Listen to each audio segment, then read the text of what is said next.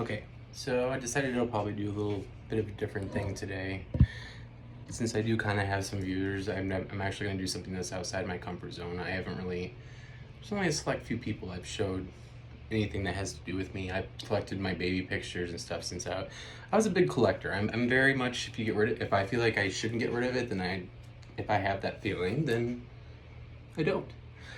But other than my therapist, there's only a couple other people that have seen my baby photos and my stack of things. Um, People are always asking me, what makes you different about being autistic? What makes this and that and this? But the best way I can explain it to people is that they are more, they're just part of me. That's who I am. I had to do it a certain way to cope. Perfect example, I've always listened to music. That was my way of going out in public. That was my way of crying to sleep at night, as much as that sounds like a baby of me, but it was rough. And I didn't have a whole lot of, support and all that. But I figured I'd do a show and tell video today. I just wanted to show a couple pictures. If I can get them out of my book bag. When I say I am currently moving here and finally getting a chance to slow down just a little bit, I literally have a book bag, maybe a couple totes of things. It's all I've had throughout my 30 years of life. And I definitely hung on to all of my photography. I'm not going to show all of them, but I do want to show everybody what an ugly child I was. I had jacked up teeth. I had that mullet, slick back hair, and I wasn't able to change it until I was about 11. That's what it was, 11. These are who I grew up with. I consider my brother and sister.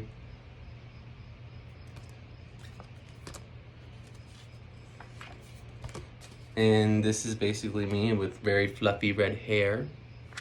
And there'll be a point to what I say here, because I just gotta find one photo that I really just want to show. Oh. Okay, so there we go. As a child, I had that really cute fluffy hair, and I have actually quite a few pictures of me being in a pool, which you think is normal, which is right. Kids like to hang out and explore new things. God, I was an ugly child. But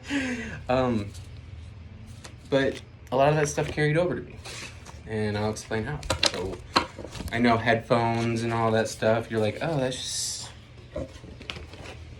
normal stuff. Well, even back in the day, I guess now that I'm getting older, I was a kid with a boombox.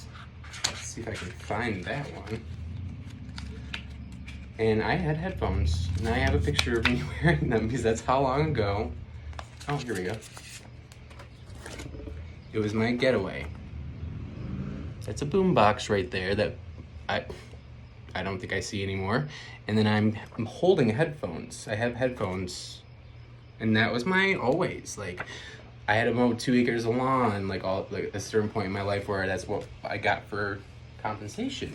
Well, for me to get through that, because the lawnmower was too cringy for me to listen or hear or feel, the best way I could do is listen to music.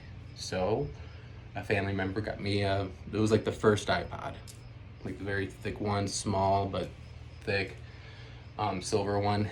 And I loaded that thing up and I just played music all the time. This is my fourth pair of this is my first Bose pair, because these are expensive, but these have lasted a while. Even you can see the wear and tear on them.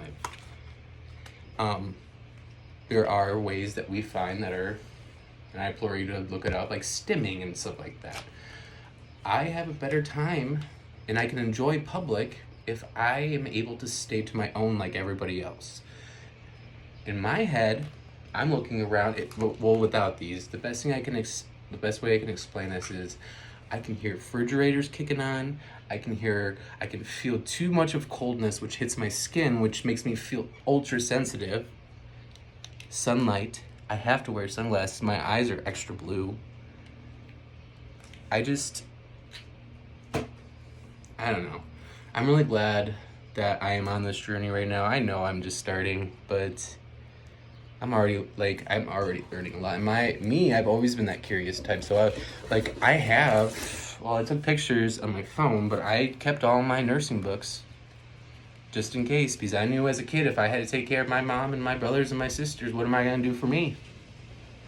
Because we didn't have insurance. We didn't have all those things. So I had to think about the future.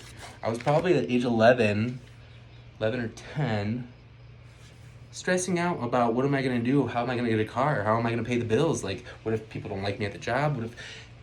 Neurodivergent. We think about, it's too much thinking, too much worrying. And yes, I'm telling you right now, it can be a blessing, but to me, it's more of a curse. The biggest part is this is newly diagnosed too. A lot of it is new to everybody, even the medical field. So I think I kind of found what I want to do. I want to share my journey with people. I want to share my stories, not because I want to one-up you, but because I care about you. And if you actually take interest in my stuff, then I'll scratch your back and we'll hopefully be friends. It's just how the world I thought works, which that's another thing too. I was raised a certain way. I obeyed everything. Like, I was stealing. There was no way. Like, I had to. Like, I couldn't do it. Like, I was a troublesome kid, but just not in that way. I was more of an annoying kid. Is the best way to explain that. But I have pictures, baby pictures in here of, I don't know, even kid pictures, toddler pictures. I've been playing video games. That's my other thing that keeps me in my own zone. Minecraft keeps me going because I build things, but like I feel safe in that area because it's just me or whoever's on the server with me. That's mine. And the thing is I've always told people, there's people that always try to put, well, now I'm starting to say, if someone has something to say about my recovery or my journey and they weren't there during it, then they have no right to put their 2 cents later on when they're not going to have the luxury to see what I can do. This is legit the first time I can confidently say that I feel like I'm getting better. I don't feel like having to keep jump states and the medical field pushing me under the carpet because they don't believe. It doesn't even matter. Even if I didn't have the money to do the MRI or at a younger age, if something was wrong, they get paid to do that, to find out what is wrong, to learn. Medical field to me is one giant scientific method. Things aren't always going to be right, but if you keep continuing to try to improve it, rather than do what everybody did to me and just kept shoving meds in my mouth and milligrams all over the place, and it's just, no. There could be multiple stigmas. There's things about that other people in the medical field know about me that no other people in this society don't know about me that makes me sick. And that in itself is a stigma. My jaw, like, it's hard for me to eat. Like, this, I always have to rub, like, it's not, like, it's fragmented. Like, it's hard to even talk about. It's hard to hear to say out loud for me because I absorb that deeply. It's more of a deep thing. Hopeless romantic, but also goofy. There's a little mix of both of there. But yeah, music. Video games, I have a tattoo, my only tattoo and first tattoo.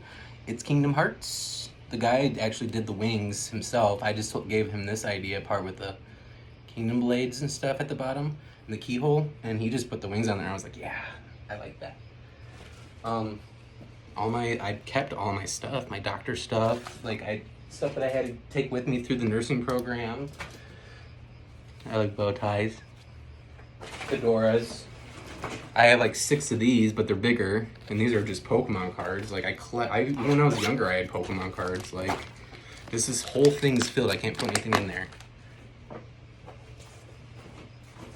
But yeah, I'm about to run out of seconds here. I might start a second video and just post both, but so I can finish what I was gonna put in here, because I have a couple of funny things too. So, be right back.